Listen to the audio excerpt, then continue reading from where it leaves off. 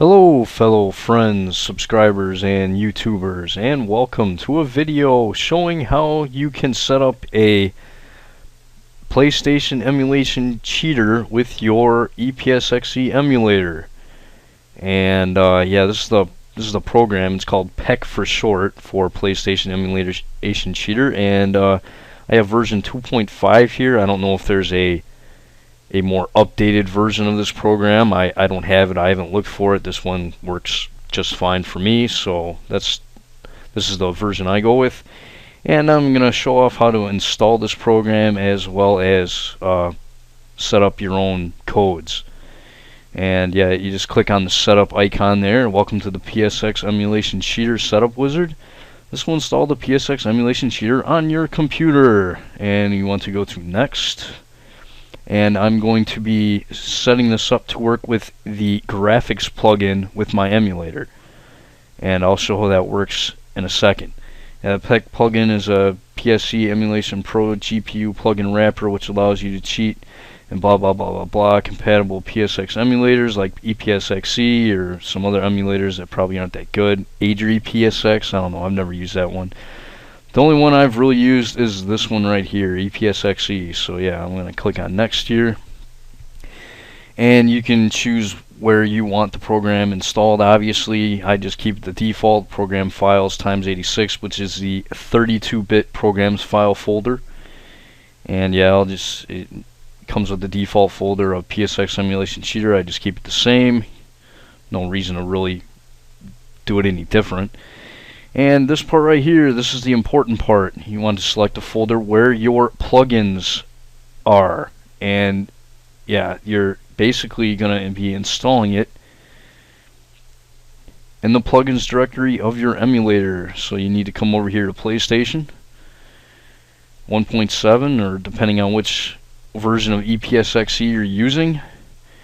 And you just highlight the plugins folder there and click OK, and as you can see, it's updated. And then you just click Next on there, and then yeah, that's fine. You just click Next again. And since I already have this program installed, it doesn't matter if you install it again.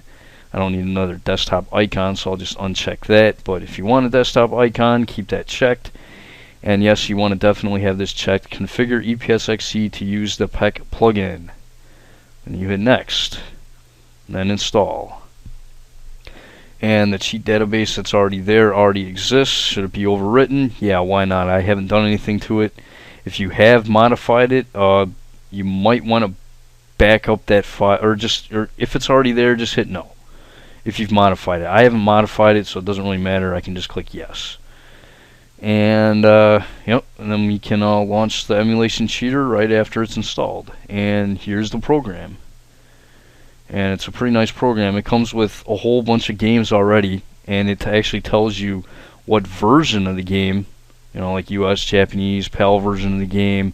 And there's a whole bunch of codes that that come with this program here, which is kind of nice. But if you actually want to add your own codes, you can come up here to File and User Database. And this is what's actually in there for the default. I don't know why that's in there for the default, but whatever, this doesn't really matter. I can just delete this, or you can just overwrite it, which I'm about to do in a second. And yeah, I don't care about changing the settings for this.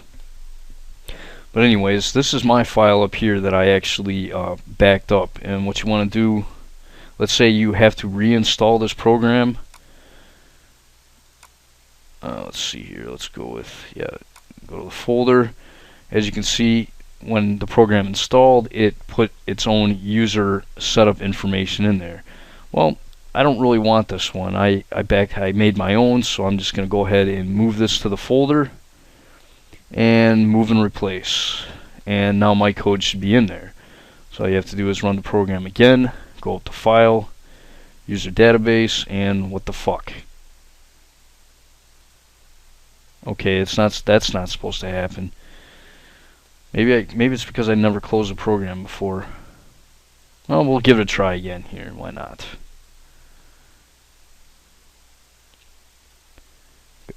Okay, there we go. Yeah, that was weird. Anyways, yeah, it'll start again, and yeah, I was screwing around with Final Fantasy VIII codes, even though I hate that game. And yes, I know I've mentioned I hate that game, but if I'm playing that game, this code right here, Final Fantasy VIII Draw 100, is a godsend. If you don't want to sit there and draw 100 and spend time drawing 100 spells from every enemy, this code right here is just awesome. Basically, if you use this code, one draw will give you a guaranteed 100 spells, which saves a hell of a lot of time when you're playing that fucking piece of shit. Anyways, yeah, I haven't played that game in a long time. I really don't enjoy playing it. I don't recommend anyone playing that game without using cheat codes, because, well, I don't even enjoy playing it with the cheat codes. So whatever. Anyways, yeah, there's other codes right here. Well, here's the big one right here. Final Fantasy IX character swap. And as you can see, this is a very, very, very long code. And there's a reason for that. It's a very, very handy code. You can actually use this code to modify your party selection or modify your party members anytime you want during the gameplay, which is very, very nice. And yeah, you can add your own codes. Like if you want to add a cheat here, you can add a cheat. It'll be called new cheat for starters. You can change the title to whatever you want. You can call it, you know, butthole code if you want. I don't know, whatever. And then you can, and for this butthole code, you can, basically each code will be like a numerical line or something along those lines. Or okay, there's alphabetical characters in there too, but that's basically how they look. But yeah, this is how you add the codes. You just type in one line at a time, add, next line, add, next line, add, next line, add, and that's how I inputted the codes here for this character swap. And that's basically how codes work. And yeah, if there's any codes in here that don't exist and you want to add your own, this is how you do it. And it has been modified. Oh, actually, I just want to cancel. Actually, I actually do want to select this code right here. So yeah, you just go to OK. You want to save changes. Once you select the code, you want to hit yes. And you want to send the cheats to the plugin. If you're about to play the game that you've activated the codes for, you just send the cheats to the plugin, and PEC will let you know, or it will notify you that it is waiting for the emulator to start. So I'll go to my PlayStation emulator here and start EPSXE, and we'll come up here to video plugin. Now, if you're just installing this for the first time, you want to make sure that this is actually selected here, PSX Emulation Cheater. And then through this, if you actually do need to tweak settings to your video card, you can hit configure, and it will take you to your video plugin settings, and you can change them however you want. But if you say select this and you try and use these codes, well, it won't work. So yeah, you want to make sure this is selected. So hit OK, and is this thing still waiting for me? Yeah, well, it probably is. But anyways, I'm going to go ahead and start the game, and I'm going to start Final Fantasy IX Disc 4, and I'm actually going to switch software, or recording software now, because Fraps does not well, I'm not using Fraps to record the screen right now. So when the game starts, I will start recording with Fraps. Okay, we are back, and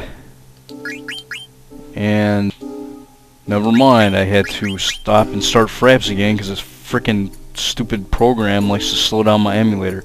Anyways, with Aiko here, I can actually switch her out of my party if I want. Basically how this code works is if you hold down the R1 button and you manipulate the D-pad or the analog stick, you can actually change a party member. I think directly up would be Zidane or Zidane, whatever, however you pronounce his fucking name. I don't know. I've heard like a bunch of different pronunciations, but if you do up and right, you can get the Vivi, directly right, Dagger, down and right, Stein or Steiner, or whatever you want to call him.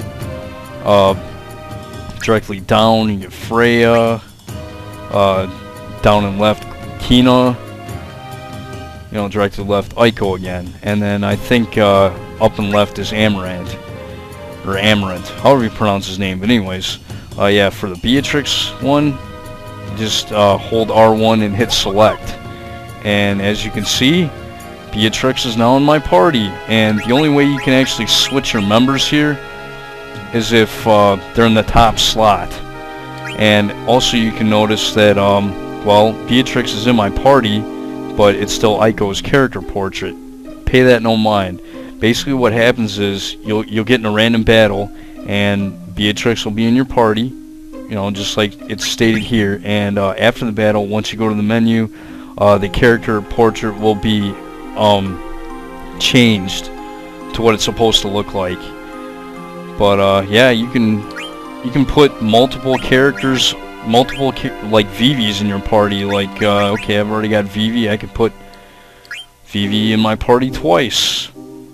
Now, granted, if you do this and you get in a battle, it will cause glitches. And even when you're running around, it's easy to forget that the R1 button actually pans the camera. So what you want to do when you're running around in the overworld is forget that this R1 button even exists. And yeah, that's pretty much it. Basically, the only time you ever want to press the R1 button is to switch party members or to run from a battle, obviously, because you need to hold down the R1, R2, L1, and L2 buttons, obviously, to run.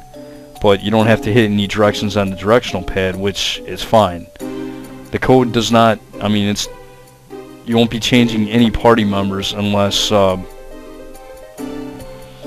unless you're actually hitting the directional pad while you're holding down the R1 button.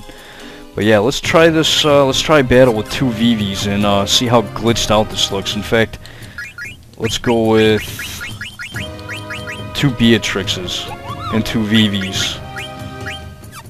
Yeah, it's kind of annoying how that stupid help thing comes up, but let's see how tripped out this looks. And granted, if you try this, it might make your game hang. Or it might not. But regardless, glitches will happen.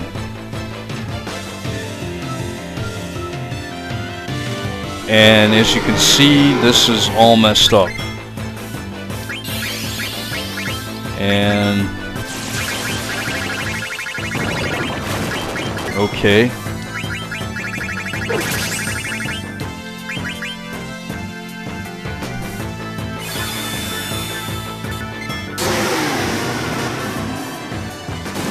Wow, okay, whatever. Well, as you saw, one of the Beatrixes actually disappeared from that battle, but yeah, whatever.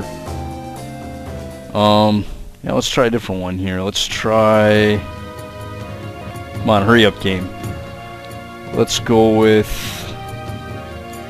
two daggers.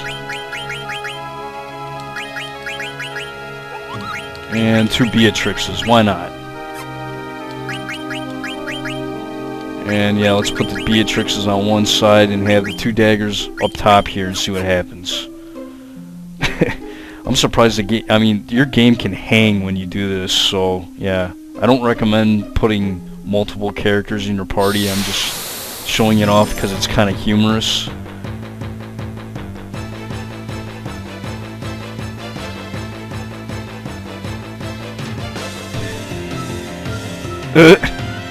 What the hell? Okay. As you can see, the two Beatrixes are now some deformed daggers. Wow, that is really, really weird. Let's see how one of them attacks. Wow. And my game didn't hang.